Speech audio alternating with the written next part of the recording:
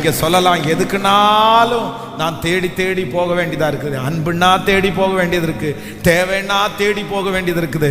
நான் எல்லாரையும் தேடி தேடி போகிற அந்த நாள் என்னைக்கு நிற்கும்? நான் என்னைக்கு இதை ஸ்டாப் பண்ணுவேன்? நான் தேடி போகவே கூடாது. சில நேரத்தில் சில மனிதர்கள் பாருங்க, நம்ம தேடி போகும்போது அவ்வளவு அவமானப்படுத்துவாங்க, அவ்வளோ மனசை கஷ்டப்படுத்துவாங்க. அப்ப நம்ம நினைப்போம், இனி இந்த மனுஷனுடைய மூஞ்சில முழிக்கவே கூடாது, இனி இந்த இடத்துக்கு போயிடவே கூடாது, நம்ம இனி தேடி போக கூடாதுன்னு நம்ம நினைப்போம்.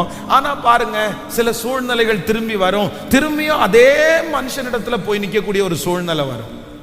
ஏன் பெரிய ரோசக்காரனாட்டும் போனவன்னு திரும்பி வந்த அப்படின்னு அந்த இடத்துலையும் பார்த்தீங்கன்னா சில நேரத்தில் நம்ம ரொம்ப அவமானமா பேசுவாங்க. அப்படியே நம்ம போயிட்டு வர இப்போ என்ன எங்க வச்சுட்டு வந்தோம், மூஞ்சி எங்க வச்சு வந்துருந்தேன் அப்படியெல்லாம் கேட்பாங்க. அப்போ திருப்பியும் நம்ம அவங்க முன்னாடி வெட்கப்பட்டு நிற்க வேண்டிய சூழ்நிலைகள்.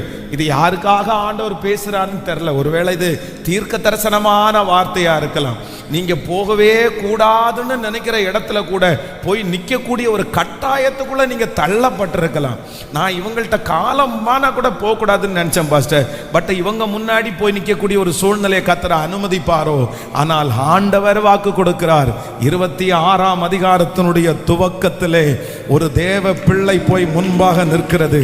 அதே 26ஆம் அதிகாரத்தினுடைய 26வது வசனத்திலே அவர்கள் அவனுக்கு முன்பாக வந்து நிற்கக்கூடிய ஒரு சூழ்நிலையை கர்த்தர் அனுமதிப்பார். நான் ஆராதிக்கிற தேவன் இது தீர்க்க தரிசனமான வார்த்தை. ஆம் என்றும் ஆமேன் என்றும் அப்படியே நிறைவேற்றுகிறவர். ஹல்லேலூயா! எத்தனை பேர் ஆமோதிக்கிறீர்கள்?